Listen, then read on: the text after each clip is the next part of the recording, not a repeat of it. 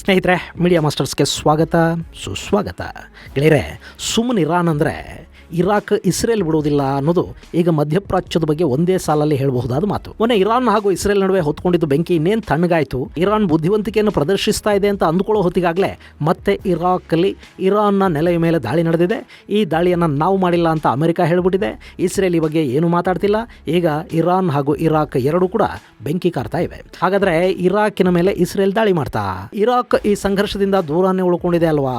Israel ಅಲ್ಲಿ ಯಾಕೆ ದಾಳಿ ಮಾಡುತ್ತೆ? ಇಷ್ಟಕ್ಕೂ ಇರಾಕಲ್ಲಿರೋ ಇರಾನಿ ಪಡೆಗಳು ಯಾವುವು, ಅಲ್ಲಿ ಅವರು ಏನು ಮಾಡ್ತಾ ಇದ್ದಾರೆ, ಅವರನ್ನು ಟಾರ್ಗೆಟ್ ಮಾಡಿಕೊಂಡವರು ಯಾರು ಮತ್ತು ಯಾಕೆ, ಇದರ ಹಿಂದಿನ ಕಾರಣಗಳು ಏನಿರಬಹುದು ಅನ್ನೋ ಬಗ್ಗೆ ಒಂದಷ್ಟು ಮಾಹಿತಿಯನ್ನು ನಾವಿಲ್ಲಿ ನೋಡೋಣ.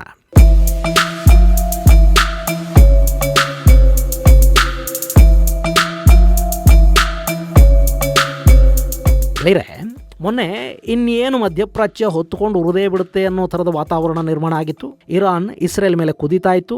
ಆದರೆ ಅದು ಯಾರು ಬುದ್ಧಿ ಹೇಳಿದ್ರೋ ಅಥವಾ ಅಸಲಿ ವಿಷಯ ಇರಾನ್ಗೆ ಗೊತ್ತಾಯಿತೋ ಅಂತೂ ಅವರಲ್ಲಿ ಸ್ವಲ್ಪ ತಣ್ಣಗಾದರು ಮತ್ತು ಬುದ್ಧಿವಂತಿಕೆಯನ್ನು ಪ್ರದರ್ಶಿಸೋದಕ್ಕೆ ಮುಂದಾದರು. ಇದರ ಪರಿಣಾಮ ಮಧ್ಯಪ್ರಾಚ್ಯ ತಣ್ಣಗಾಗತ್ತೆ ಅಂತ ಅಂದುಕೊಳ್ಳೋಷ್ಟರಲ್ಲಿ ಇರಾಕ್ನ ರಾಜಧಾನಿ ಬಾಗ್ದಾದ್ನ ಸಮೀಪ ಇರುವ ಬಾಬಿಲಾನ್ ಬಳಿಯ ಮಿಲಿಟರಿ ಬೇಸ್ ಮೇಲೆ ಶುಕ್ರವಾರ ರಾತ್ರಿ ದಾಳಿ ನಡೆದಿದೆ. ಅದರಲ್ಲಿ 1 ಸಾವು ಹಾಗೂ 20ಕ್ಕೂ ಹೆಚ್ಚು ಜನ ಗಾಯಗೊಂಡಿದ್ದಾರೆ ಅಂತ ಹೇಳಲಾಗ್ತಾ ಇದೆ. ಇನ್ನು ಈ ಬೇಸ್ ಇರಾಕ್ನಲ್ಲಿ ಕೆಲಸ ಮಾಡ್ತಾ ಇರುವ PMF ಅಂದ್ರೆ ಪಾಪ್ಯುಲರ್ ಮೊಬಿಲೈಸೇಷನ್ ಫೋರ್ಸ್ ಅಥವಾ ಹಸಹದ್ ಅಲ್ ಶಾಬಿ ಅಂತ ಕರೆಸಿಕೊಳ್ಳುವ ಅರೆಸೇನಾ ಪಡೆಗಳಿಗೆ ಸೇರಿದ್ದು. ಇದು ಸಿರಿಯಾದಲ್ಲಿ ಹೇಗೆ ಇರಾನ್ನ IRGC ಅಂದ್ರೆ ಇಸ್ಲಾಮಿಕ್ ರೆವಲ್ಯೂಷನರಿ ಗ್ರೂಪ್ ಕೋರ್ ಇದೆಯೋ ಅದೇ ಥರದ ಇರಾನ್ ಮೂಲದ ಪ್ಯಾರಾಮಿಲಿಟರಿ ಸಂಘಟನೆ. ಈಗ ದಾಳಿ ನಡೆದಿರೋದು ಈ PMF ಸೇನಾ ನೆಲೆ ಮೇಲೆ. ಹೀಗಾಗಿ ಇದು ಇಸ್ರೇಲ್ ಮಾಡಿರಬಹುದಾದ ದಾಳಿ ಅಂತ ಭಾವಿಸಲಾಗ್ತಾ ಇದೆ ಮತ್ತು ಇರಾನ್ ಇದರಿಂದ ಮತ್ತೆ ಕೆರಳಿ ನಿಲ್ತಾ ಇದೆ. ಇಲ್ಲಿ ಇಸ್ರೇಲ್ ಬಗ್ಗೆನೇ ಯಾಕೆ ಇರಾನ್ ಹಾಗೂ ಇರಾಕ್ ಸಂಶಯ ಪಡ್ತಾ ಇವೆ ಅನ್ನೋದನ್ನ ನೋಡೋದಕ್ಕೂ ಮೊದಲು ಈ PMF ಪಡೆಗಳು ಇರಾಕ್ಗೆ ಯಾಕೆ ಹೋದ್ವು ಮತ್ತು ಇವುಗಳ ಮೇಲೆ ಇಸ್ರೇಲ್ಗೆ ಸಿಟ್ಟು ಯಾಕೆ ಅನ್ನೋದನ್ನ ನೋಡ್ಬಿಡೋಣ.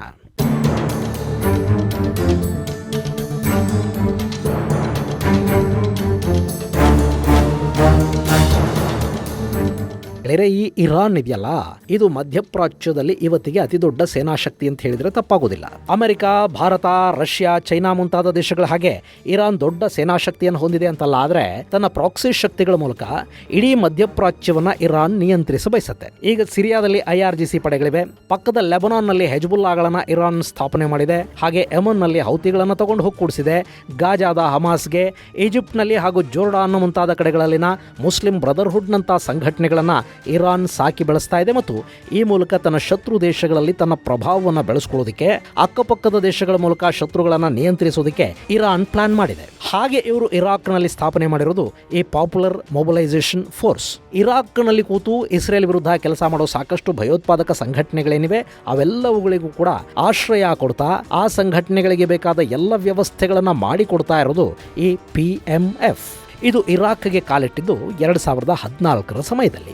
ಅವತ್ತಿಗಾಗಲೇ ಇರಾಕ್ ಐಸಿಸ್ನ ಕಾಟಕ್ಕೆ ತತ್ತರಿಸತೊಡಗಿತ್ತು. ಇರಾಕ್ನ ಮೊಸೂಲ್ ಸೇರಿದ ಹಾಗೆ ಸಾಕಷ್ಟು ಭೂಪ್ರದೇಶಗಳನ್ನು ಐಸಿಸ್ನ ಉಗ್ರರು ಆಕ್ರಮಿಸಿಕೊಂಡಿದ್ರು. ಅವ್ರ ಜೊತೆ ಹೋರಾಟ ಮಾಡೋದ್ರಲ್ಲಿ ಇರಾಕ್ ಸುಸ್ತಾಗ್ತಾ ಇತ್ತು. ಅಮೆರಿಕ ಪಡೆಗಳು ಕೂಡ ಇರಾಕ್ನಲ್ಲಿ ಐಸಿಸ್ ವಿರುದ್ಧ ಹೋರಾಟ ಮಾಡ್ತಾ ಇದ್ವು.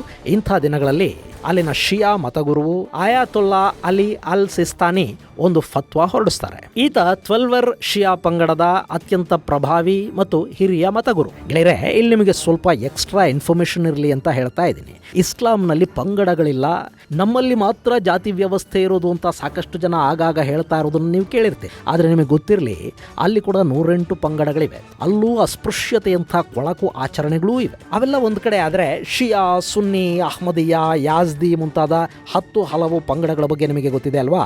ಈ ಸುನ್ನಿಗಳಲ್ಲಿ, ಶಿಯಾಗಳಲ್ಲಿ ಮತ್ತೆ ಸಾಕಷ್ಟು ಉಪಪಂಗಡಗಳು ಇವೆ. ಈಗ ನಾವು ಇರಾನ್ ಬಗ್ಗೆ ಮಾತಾಡ್ತಾ ಇದ್ದೀವಿ. ಹೀಗಾಗಿ ಅಲ್ಲಿನ ಶಿಯಾಗಳ ವಿಷಯಕ್ಕೆ ನಾವು ಬರೋದಾದ್ರೆ, ಶಿಯಾ ಮುಸಲ್ಮಾನರಲ್ಲಿ Bharat, Pakistan, Bangladesh, Iran, Iraq, Arab ದೇಶಗಳು ಇಲ್ಲೆಲ್ಲ ಇರೋದು 12ರ್ ಶಿಯಾ ಪಂಗಡದ ಮುಸಲ್ಮಾನರು. ಹಾಗೆ ಯಮನ್ಗೆ ಬಂದರೆ ಅಲ್ಲಿ ಝೈದಿ ಪಂಗಡದ ಶಿಯಾಗಳಿದ್ದಾರೆ. ಇನ್ನು ಟರ್ಕಿಗೆ ಹೋದರೆ ಅಲ್ಲಿರೋದು ಅಲಾವಿ ಶಿಯಾಗಳು. ಹಾಗೆ ನೀವು ಸಿರಿಯಾಗೆ ಬಂದರೆ ಅಲವೈಟ್ ಶಿಯಾಗಳಲ್ಲಿದ್ದಾರೆ. ಹೀಗೆ ಶಿಯಾಗಳಲ್ಲಿನ ನಾನಾ ಪಂಗಡಗಳ ಪೈಕಿ ಅತಿ ಹೆಚ್ಚಿರೋದು 12ವರ್ ಶಿಯಾ. ಇನ್ನು ಈ ಮತಗುರು ಅಲಿ ಸಿಸ್ತಾನಿ ಇದಾರಲ್ಲ, ಈತ ಕೂಡ 12ವರ್ ಶಿಯಾ ಪಂಗಡಕ್ಕೆ ಸೇರಿದವರು. ಇರಾಕ್ ಅನ್ನ ಐಸಿಸ್ ನಿಂದ ಕಾಪಾಡ್ಕೋಬೇಕಾಗಿದೆ, ಹೀಗಾಗಿ ಶಿಯಾಗಳು ಒಂದಾಗಿ ಅಂತ ಈ ಅಲಿ ಸಿಸ್ತಾನಿ ಒಂದು ಫತ್ವಾ ಹೊರಡಿಸ್ತಾರೆ. ಅಷ್ಟೊತ್ತಿಗಾಗಲೇ ಇರಾಕ್ ಅಲ್ಲಿ ತನ್ನದೊಂದು ತುಣುಕನ್ನಿಟ್ಟಿತ್ತು. ಅಲ್ಲಿಗೆ ಇರಾಕ್ ಶಿಯಾಗಳು ಸೇರ್ಪಡೆ ಆಗೋದಕ್ಕೆ ಶುರು ಮಾಡಿದ್ರು. ಹಾಗೆ ಹುಟ್ಕೊಂಡಿದ್ದು ಈ PMF.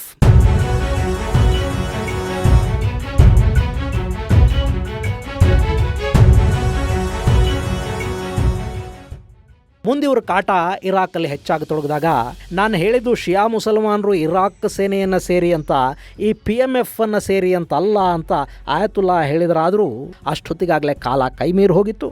ಈ PMF ಅಲ್ಲಿ ಗಟ್ಟಿಯಾಗಿ ಬೇರೂರಿತ್ತು. ಅವರಿಗೆ ಇರಾನ್ ತರಬೇತಿಯನ್ನು ಕೊಡ್ತಾ ಇತ್ತು. ಇನ್ನು ಇರಾಕ್ನ ಸೇನೆಗೆ ಕೂಡ ಐಸಿಸ್ ವಿರುದ್ಧ ಹೋರಾಡೋದಕ್ಕೆ ಎಷ್ಟು ಜನ ಇದ್ರೂ ಸಾಕಾಗೋದಿಲ್ಲ ಅನ್ನೋ ಪರಿಸ್ಥಿತಿ ಇತ್ತು. ಆರಂಭದಲ್ಲಿ ಇರಾಕ್ ಸರ್ಕಾರ ಕೂಡ ಈ PMF ಅನ್ನು ಬೆಂಬಲಿಸಿತು. ಅವರಿಗೆ ಬೇಕಾದ ಎಲ್ಲವನ್ನ ಇರಾಕ್ ಸರ್ಕಾರ ಕೊಡ್ತಾ ಹೋಯಿತು. ಅವರು ಕೂಡ ಐಸಿಸ್ ವಿರುದ್ಧ ಹೋರಾಟ ಮಾಡಿದರು. ಅದರ ಜೊತೆಗೆ ಇರಾಕ್ನ ಸುನ್ನಿಗಳ ಪಾಲಿಗೆ ಕೂಡ ಇವರು ಶಾಪವಾಗಿ ಬದಲಾಗ್ತಾ ಹೋದರು. ಗೆಳೆಯರೆ, 2016ರಲ್ಲಿ ಅಲ್ ಜಜೀರಾ ಮಾಡಿದ ವರದಿಯ ಪ್ರಕಾರ ಈ ಪಡೆಯಲ್ಲಿ 1 ಲಕ್ಷದಿಂದ 1.5 ಲಕ್ಷ ತರಬೇತಿ ಪಡೆದ ಸೈನಿಕರಿದ್ರು. ಅಲ್ಲಿ ಬೇಕಿದ್ದೋ ಬೇಡವಾಗಿದ್ದೋ ಅಂತೂ ಸರ್ಕಾರ ಇವರಿಗೆ ಬೇಕಾದ ಎಲ್ಲವನ್ನ ಕೊಟ್ಟಿತ್ತಲ್ಲ. ಹೀಗಾಗಿ 2018ರಲ್ಲಿ ಈ ಬೃಹತ್ ಪಡೆಗೆ ಇರಾಕ್ ಅಧಿಕೃತ ರಕ್ಷಣಾ ಪಾಲುದಾರರ ಪಟ್ಟವನ್ನು ಕೂಡ ಕೊಡ್ತು. ಅಲ್ಲಿಂದ ಒಂಥರ ಇರಾಕಿನ ಹೈಬ್ರಿಡ್ ಪ್ಯಾರಾಮಿಲಿಟರಿ ಫೋರ್ಸ್ ಥರ ಇದು ತಯಾರಾಯಿತು. ಆದರೆ ಇವರ ನಿಷ್ಠೆ ಇದ್ದದ್ದು ಮಾತ್ರ ಇರಾನ್ನ ಕಡೆಗೆ. ಹೀಗಾಗಿ ಈ ಪಡೆಗಳು ಇರಾಕಿನ ಸುನ್ನಿ ಮುಸಲ್ಮಾನರನ್ನ, ಕ್ರೈಸ್ತರನ್ನ, ಯಜ್ದಿಗಳನ್ನ, ಹೀಗೆ ಶಿಯಾಗಳಲ್ಲದವರನ್ನ ಹರ್ಕೊಂಡು ತಿನ್ನೋದಕ್ಕೆ ಶುರು ಮಾಡಿದರು. ಅವರ ಮೇಲೆ ಹಲ್ಲೆಗಳು, ವಸೂಲಾತಿ ಇವೆಲ್ಲ ತುಂಬ ಸಹಜ ಅನ್ನೋ ಹಾಗೆ ಅಲ್ಲಿ ನಡೀತಾ ಇದ್ವು. ಇರಾಕ್ ಕೂಡ ಇವರನ್ನ ನಿಯಂತ್ರಿಸುವ ಹಂತವನ್ನು ದಾಟಿಬಿಟ್ಟಿತ್ತು. ಮುಂದೆ ಲೆಬನಾನ್ನಲ್ಲಿ ಹೆಜ್ಬುಲ್ಲಾಗಳು ಹೇಗೆ ಅಲ್ಲಿನ ರಾಜಕೀಯಕ್ಕೆ ಕಾಲಿಟ್ಟರು, ಹಾಗೆ ಈ PMF ಕೂಡ ಇರಾಕ್ನ ರಾಜಕೀಯಕ್ಕೆ ಕಾಲಿಡ್ತು. ಅಲ್ಲಿನ ಪಾರ್ಲಿಮೆಂಟ್ ಚುನಾವಣೆಗೆ ಸ್ಪರ್ಧಿಸಿ 2ನೇ ಸ್ಥಾನವನ್ನು ಗಳಿಸ್ಕೊಳ್ತು. ಮೊನ್ನೆ ಡಿಸೆಂಬರ್ 23ರಲ್ಲಿ ನಡೆದ ಪ್ರಾದೇಶಿಕ ಚುನಾವಣೆಯಲ್ಲಿ 285 ಸ್ಥಾನಗಳ ಪೈಕಿ 101 ಸ್ಥಾನಗಳಲ್ಲಿ ಈ PMF ಗೆಲುವನ್ನು ಸಾಧಿಸಿದೆ. ಆ ಮೂಲಕ ಮುಂದಿನ ಪಾರ್ಲಿಮೆಂಟ್ ಚುನಾವಣೆಗೆ ಬೇಕಾದ ಎಲ್ಲ ವ್ಯವಸ್ಥೆಯನ್ನು ಅವರು ಮಾಡಿಕೊಂಡಿದ್ದಾರೆ.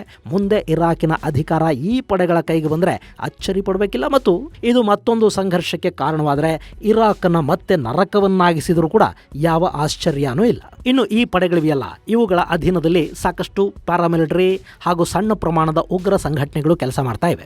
ಅವುಗಳ ಪೈಕಿ ಒಂದು IRI ಅಂದರೆ ಇಸ್ಲಾಮಿಕ್ ರೆಸಿಸ್ಟೆನ್ಸ್ ಇನ್ ಇರಾಕ್. ಈ ಸಂಘಟನೆ ಆಗಾಗ ಇಸ್ರೇಲ್ ಮೇಲೆ ದಾಳಿ ಮಾಡ್ತಲೇ ಇರುತ್ತೆ. ಅದರಲ್ಲೂ ಗಾಜಾ ಮೇಲೆ ಇಸ್ರೇಲ್ ದಾಳಿಯನ್ನು ತೀವ್ರಗೊಳಿಸಿದ ನಂತರ ಈ IRI ಇಸ್ರೇಲ್ ಮೇಲೆ ಒಂದಷ್ಟು ಮಿಸೈಲ್ ದಾಳಿಗಳನ್ನು ಕೂಡ ಮಾಡಿದೆ. ಇನ್ನು ನಾನಾಗಲೇ ಹೇಳಿದ್ನಲ್ಲ, ಇರಾನ್ ತಾನು ನೇರವಾಗಿ ಯಾವ ದಾಳಿಯನ್ನು ಮಾಡೋದು ತುಂಬಾ ಕಡಿಮೆ. ಅವ್ರೇನಿದ್ರು ಇಂಥ ಪ್ರಾಕ್ಸಿಗಳನ್ನು ಮುಂದೆ ಬಿಟ್ಟು ದಾಳಿ ಮಾಡಿಸ್ತಾರೆ. ಇಂಥ 10 ಪ್ರಾಕ್ಸಿಗಳ ಪೈಕಿ ಈ IRI ಕೂಡ ಒಂದು. ಮತ್ತು ಈ IRIಗೆ ತಂದೆ ಯಾರು ಅಂದರೆ PMF ಅಂದರೆ ಪಾಪ್ಯುಲರ್ ಮೊಬಿಲೈಸೇಷನ್ ಫೋರ್ಸ್. ಹೀಗಾಗಿ ಇಸ್ರೇಲ್ ಈ PMFನ ಇರಾಕ್ನ ನೆಲೆಯ ಮೇಲೆ ದಾಳಿ ಮಾಡಿದೆ ಅಂತ ಹೇಳಲಾಗ್ತಾ ಇದೆ.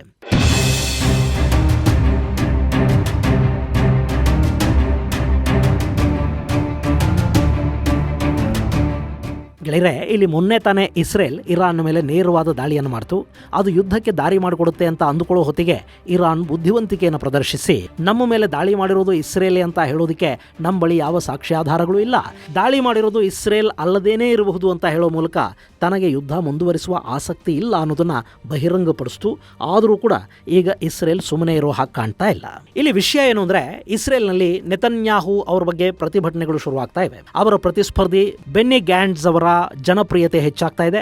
ಅಕಸ್ಮಾತ್ ಅಲ್ಲೇನಾದರೂ ಚುನಾವಣೆಗಳು ನಡೆದರೆ ಮತ್ತೆ ಅತಂತ್ರ ಪರಿಸ್ಥಿತಿ ಉಂಟಾಗುವ ಅಥವಾ ಬೆನ್ನಿಗೆ ಬಹುಮತ ಸಿಕ್ಕಿಬಿಡುವ ಸಾಧ್ಯತೆಗಳು ಕೂಡ ಇರುತ್ತವೆ. ಹಾಗಾಗಬಾರದು ಅಂದ್ರೆ ನೆತನ್ಯಾಹು ಜನಪ್ರಿಯತೆ ಹೆಚ್ಚಾಗಬೇಕು. ಅದಕ್ಕಾಗಿ ಗಾಜಾ ಹಾಗೂ ಇರಾನ್ಗೆ ಪಾಠ ಕಲಿಸಿದ ಶ್ರೇಯ ನೆತನ್ಯಾಹುಗೆ ಸಿಗಬೇಕು, ಅಥವಾ ಸದ್ಯಕ್ಕೆ ಚುನಾವಣೆಗಳೇ ಆಗಬಾರದು. ಈ ಎರಡರಲ್ಲಿ ಏನಾಗಬೇಕು ಅಂದ್ರೂ ಕೂಡ ಈ ಸಂಘರ್ಷ ಮುಂದುವರಿಬೇಕು. ಹೀಗಾಗಿನೇ ಗಾಜಾದ ಮೇಲೆ ಇಸ್ರೇಲ್ ಯಾರು ಹೇಳಿದ್ರು ಕೇಳದ ಹಾಗೆ ದಾಳಿ ಮಾಡ್ತಾ ಇದೆ. ಅಮೆರಿಕಾದ ಮಾತನ್ನು ಕೂಡ ನಾವು ಕೇಳೋದಿಲ್ಲ, ಎಷ್ಟು ಬೇಕೋ ಅಷ್ಟು ಮಾತ್ರ ಕೇಳ್ತೀವಿ ಅನ್ನೋ ಥರ ಇಸ್ರೇಲ್ ಇಲ್ಲಿ ವರ್ತಿಸ್ತಾ ಇದೆ. ಮತ್ತು ಇರಾನ್ ಅನ್ನ ಕೆಣಕೋದಿಕ್ಕೆ ಅಂತಲೇ ಸಿರಿಯಾದ ಇರಾನ್ ರಾಯಭಾರ ಕಚೇರಿ ಮೇಲೆ ಇಸ್ರೇಲ್ ವೈಮಾನಿಕ ದಾಳಿಯನ್ನು ನಡೆಸಿತು. ಅದನ್ನು ಅರ್ಥ ಮಾಡಿಕೊಂಡು ಇರಾನ್ ಸುಮ್ಮನಿದ್ದು ಬಿಡುತ್ತೆ ಅಂತ ಭಾವಿಸಲಾಗಿತ್ತು. ಆದರೆ ಇರಾನ್ನ ರಾಜಕೀಯ ಪರಿಸ್ಥಿತಿಗಳು ಕೂಡ ಇಸ್ರೇಲ್ನಷ್ಟೇ ಕೆಟ್ಟದಾಗಿವೆ. ಅಲ್ಲಿ ಕೂಡ ಖೊಮೇನಿಗಳ ವಿರುದ್ಧ ಜನ ಆಕ್ರೋಶವನ್ನು ವ್ಯಕ್ತಪಡಿಸ್ತಾ ಇದ್ದಾರೆ. ಅಲ್ಲಿನ ಆರ್ಥಿಕ ಪರಿಸ್ಥಿತಿ ಹಳ್ಳ ಹಿಡಿದು ಹೋಗಿದೆ. ಇರಾನ್ನ ಆರ್ಥಿಕತೆಗೆ ದೊಡ್ಡ ಕೊಡುಗೆ ಕೊಡುತ್ತವೆ ಅಂತ ಹೇಳಲಾಗುವ ಅಲ್ಲಿನ ಚಾರಿಟಬಲ್ ಟ್ರಸ್ಟ್ಗಳಲ್ಲಿ ಭಯಾನಕ ಭ್ರಷ್ಟಾಚಾರ ನಡೀತಾ ಇದೆ ಅನ್ನೋ ಆರೋಪಗಳು ಕೇಳಿ ಬರ್ತಾ ಇವೆ ಮತ್ತು ಈ ಟ್ರಸ್ಟ್ಗಳು ನೇರವಾಗಿ ಸರ್ವೋಚ್ಚ ನಾಯಕ ಖೊಮೇನಿಗೆ ರಿಪೋರ್ಟ್ ಮಾಡಿಕೊಳ್ಳುತ್ತವೆ. ಅಲ್ಲಿ ಹಣದುಬ್ಬರ 30% ಅನ್ನು ದಾಟಿದೆ. ಹೀಗಾಗಿ ಬೆಲೆ ಏರಿಕೆಯಿಂದ ಆ ದೇಶ ತತ್ತರಿಸಿ ಹೋಗಿದೆ. ಇಷ್ಟರ ಮೇಲೆ ಜನ ಏನು ಹಾಕೋಬೇಕು ಏನು ಹಾಕೋಬಾರದು ಅನ್ನೋದನ್ನ ಅಲ್ಲಿನ ಮುಲ್ಲಾ ಸರ್ಕಾರ ನಿಯಂತ್ರಿಸ್ತಾ ಇರೋದು ಅಲ್ಲಿನ ಹೆಣ್ಣು ಮಕ್ಕಳನ್ನ ಕೆರಳಿಸಿದೆ. ಸಾಕಷ್ಟು ಜನ ಎಕ್ಸ್ ಮುಸ್ಲಿಂ ಆಗೋ ಕಡೆಗೆ ಹೆಜ್ಜೆ ಹಾಕ್ತಾ ಇದ್ದಾರೆ. ಅಂಥ ಸಂದರ್ಭದಲ್ಲಿ ಸಿರಿಯಾದ ಇರಾನಿನ ರಾಯಭಾರ ಕಚೇರಿ ಮೇಲೆ ದಾಳಿ ನಡೆದರೂ ಕೂಡ ಇರಾನ್ ಸುಮ್ಮನಿದ್ದು ಬಿಟ್ರೆ ಅದು ಸರ್ಕಾರದ ವಿರುದ್ಧ ಜನ ಏನಿದ್ದಾರೆ ಅವರಲ್ಲೊಂದು ವಿಚಿತ್ರವಾದ ಧೈರ್ಯವನ್ನು ತುಂಬುತ್ತೆ. ಇನ್ನು ಇರಾನ್ ಬರೀ ಬಾಯಿ ಮಾಡುತ್ತೆ, ಅವರು ಯಾವ ಆ್ಯಕ್ಷನ್ನಲ್ಲೂ ನೇರವಾಗಿ ಭಾಗವಹಿಸೋದಿಲ್ಲ ಅನ್ನುವ ಮಧ್ಯಪ್ರಾಚ್ಯದ ನಾನಾ ದೇಶಗಳ ನಂಬಿಕೆ ಏನಿದೆ ಅದನ್ನು ನಿಜ ಮಾಡಿದ ಹಾಗಾಗುತ್ತೆ. ಈ ಕಾರಣಕ್ಕೆ ಮುಖ ಉಳಿಸ್ಕೊಳ್ಳೋದಕ್ಕೆ ಇಲ್ಲಿ ಇರಾನ್ ಇಸ್ರೇಲ್ ಮೇಲೊಂದು ಸ್ಯಾಂಪಲ್ ದಾಳಿ ಅಥವಾ ದಾಳಿ ಮಾಡೋ ಥರದ ನಾಟಕವನ್ನು ಮಾಡ್ತು. ದಾಳಿ ಮಾಡ್ತೀವಿ ಅಂತ ಹೇಳಿ ಇಸ್ರೇಲ್ ಸನ್ನದ್ಧ ಸ್ಥಿತಿಗೆ ತಲುಪಿದ ನಂತರ ಡ್ರೋನ್ಗಳನ್ನು ಇರಾನ್ ಹಾರಿಬಿಡ್ತು, ಒಂದೆರಡು ಮಿಸೈಲ್ಗಳನ್ನು ಹಾರಿಸ್ತು. ಆದರೆ ಅದರಿಂದ ಇಸ್ರೇಲ್ಗೆ ಯಾವ ದೊಡ್ಡ ನಷ್ಟನೂ ಆಗಲಿಲ್ಲ. ಆಗಬಾರದು ಅಂತಲೇ ಇರಾನ್ ಕೂಡ ಬಯಸ್ತಾ ಇತ್ತು. ಅವರಿಗೂ ಈ ಯುದ್ಧ ದೊಡ್ಡದಾಗೋದು ಬೇಕಿಲ್ಲ, ದೊಡ್ಡದಾದರೆ ತಡ್ಕೊಳ್ಳೋ ಶಕ್ತಿ ಕೂಡ ಇರಾನ್ಗಿಲ್ಲ, ಅವರ ಆರ್ಥಿಕತೆ ಅದಕ್ಕೆ ಸಪೋರ್ಟ್ ಮಾಡೋದಿಲ್ಲ. ಪೆಟ್ರೋಲ್ ವ್ಯಾಪಾರ ನಿಂತರೆ ಇರಾನ್ ಇನ್ನಷ್ಟು ಕುಸಿದು ಹೋಗುತ್ತೆ. ಅಮೆರಿಕ ಹಾಗೂ ಪಶ್ಚಿಮದ ದೇಶಗಳ ಮತ್ತಷ್ಟು ಸ್ಯಾಂಕ್ಷನ್ ಅನ್ನ ತಡೆಕೊಳ್ಳುವ ಸ್ಥಿತಿ ಇರಾನ್ಗಿಲ್ಲ. ಯಾಕೆಂದ್ರೆ ಅವರ ಸಹಾಯಕ್ಕೆ ನಿಲ್ಲಬೇಕಾದ ರಷ್ಯಾ ಕೂಡ ಈಗ ಯುದ್ಧ ನಿರತವಾಗಿದೆ.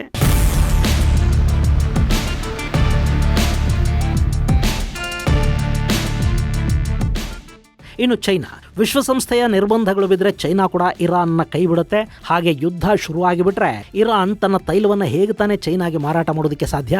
ಹೀಗಾಗಿ ಇರಾನ್ಗೆ ಕೂಡ ಈಗ ಯುದ್ಧ ಬೇಕಿಲ್ಲ.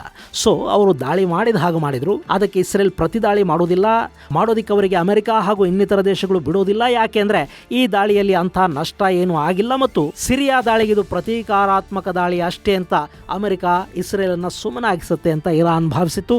ಆದರೆ ಇಸ್ರೇಲ್ ಅಮೆರಿಕಾದ ಮಾತು ಕೂಡ ಕೇಳದೆ ಇರಾನ್ ಮೇಲೆ ಡ್ರೋನ್ ದಾಳಿಯನ್ನು ಮಾಡೇ ಬಿಡ್ತು. ಇಷ್ಟಾದರೂ ಕೂಡ ಇರಾನ್ ಅಂಥದ್ದೇನಾಗಿಲ್ಲ, ನಾವೇ ನಮ್ಮ ಏರ್ ಡಿಫೆನ್ಸ್ ಹೇಗಿದೆ ಅಂತ ಚೆಕ್ ಮಾಡ್ಕೊಂಡ್ವಿ ಅಷ್ಟೇ ಅಂತ ಹೇಳೋ ಮೂಲಕ ಇದು ಇಷ್ಟಕ್ಕೆ ಸಾಕು, ಇನ್ನು ಮುಂದುವರಿಯೋದು ಬೇಡ ಅನ್ನೋ ಸಂದೇಶವನ್ನು ಕೊಡ್ತು. ಆದರೆ ಇಸ್ರೇಲ್ ಸುಮ್ಮನೆ ಇರಬೇಕಲ್ಲ.